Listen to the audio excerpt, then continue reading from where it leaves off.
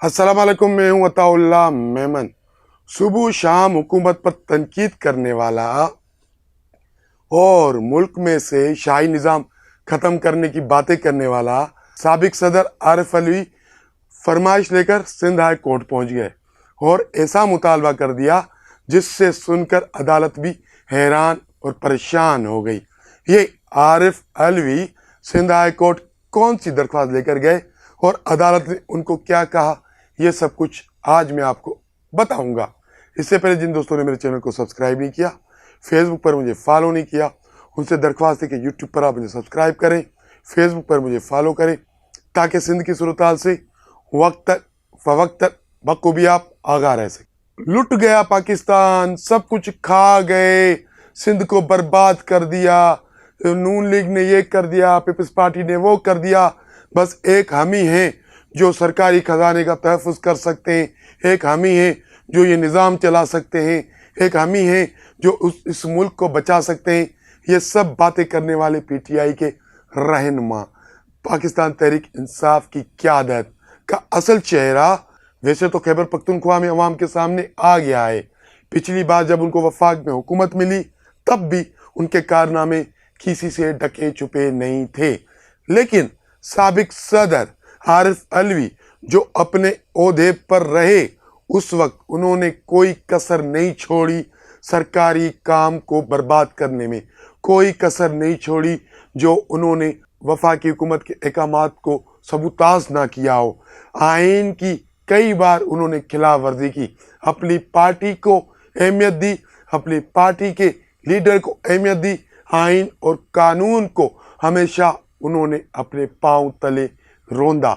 लेकिन जब उनकी सदारत की मुद्दत ख़त्म हो गई तो उसके बाद भी उन्होंने इनकलाब की बातें की, मीडिया पर आकर बड़े बड़े लेक्चर देते रहे कि निज़ाम ऐसे नहीं चलेगा, निज़ाम वैसे चलेगा, जो शाही खर्चे हैं हुकूमत की वो ख़त्म नहीं हो रही, अवाम बर्बाद हो गया है, अवाम को खा गए हैं, सब हुकूमत ने लूट लिया है। लेकिन आज पता है आरिफ अलवी ने क्या किया? उसी निज़ाम, उसी शाही कल्चर के खात्मे की दावा करने वाला आरिफ अलवी आज एक कागज़ पर दरख्वास्त लिखकर सिंध हाई कोर्ट पहुंच गया और मुतालबा किया कि मैं मुल्क का साबिक सदर हूं, मुझे सरकारी रिहाइश दी जाए। भाई, डिफेंस में तेरे पास घर रहे, तेरे बच्चों के पास घर रहे, तेरे को पेंशन मिल रही है, वो दीगर सहूलतें जो रिटायर्ड सदर को मिलती है वो सब आपको मिल रही है, लेकिन उसके बाद भी आपकी जो तलब है वो कम नहीं हुई, वो और बढ़ गई। तो आप सरकारी रिहाइश लेने के लिए सिंध हाई कोर्ट पहुंच गए। सिंध हाई कोर्ट ने जब वो दरख्वास्त देखी तो पहले तो उन्होंने दरख्वास्त देखी, फिर आरिफ अलवी को देखा, फिर दरख्वास्त देखी, फिर आरिफ अलवी को देखा।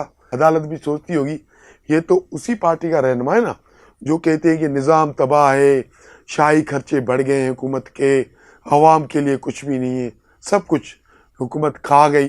आज वो सरकारी रिहाइश लेने के लिए अदालत पहुंच गया, ये मेरी राय है। लेकिन अदालत की राय भी कुछ इससे मिलती जुलती थी। अदालत ने कहा आरिफ अलवी साहब साबिक सदर सरकारी रिहाइश के अहल नहीं है। अगर ऐसा होता तो सदर आसिफ अली जरदारी 2 बार सदर रह चुके, 2 घर देने पड़ेंगे। उसके अलावा जो कई साबिक सदर रह चुके हैं, क्या सबको सरकारी घर बांटते रहेंगे? तो समझते बालातर है आपके सियासतदानों के कौल और फ़ैल में क्यों फ़र्क है। आप मीडिया पर आते हैं तो बड़ी धाड़े मारते हैं, बर्बाद हो गया निज़ाम, खा गए सब कुछ, और खुद खाने के लिए कोई मौका हाथ से ज़ाया नहीं होने देते। पहुंच गए दरख्वास्त लेकर के मुझे सरकारी रिहाइश दे दे। आपके पास क्या भूख है? डिफेंस में आपका घर नहीं है, फिर भी सरकार से जो निकले, माल गनीमत से जो निकले, आपको जो सरकारी रिहाइश मिलेगी उसमें बिजली फ्री, गैस फ्री और पानी फ्री, जो आपको सब ये चीज़ें मिलेगी, तो कहाँ से हुकूमत पैसे देगी? अवाम के टैक्सेस से होगी ना, अवाम का पैसा होगा ना। वैसे तो कहते हो अवाम के टैक्सेस पे सिर्फ अवाम का हक है, सब कुछ खा गए और खुद अवाम के टैक्सेस पर डाका मारने के लिए दरख्वास्त लेकर पहुंच गए। ये बहुत अच्छा हुक्म जारी किया सिंध हाई कोर्ट ने और वाज़ेह पैगाम दे दिया कि किसी साबिक सदर को कोई सरकारी रिहाइश नहीं मिलेगी। इंसाइड स्टोरी से आज के लिए इतना ही।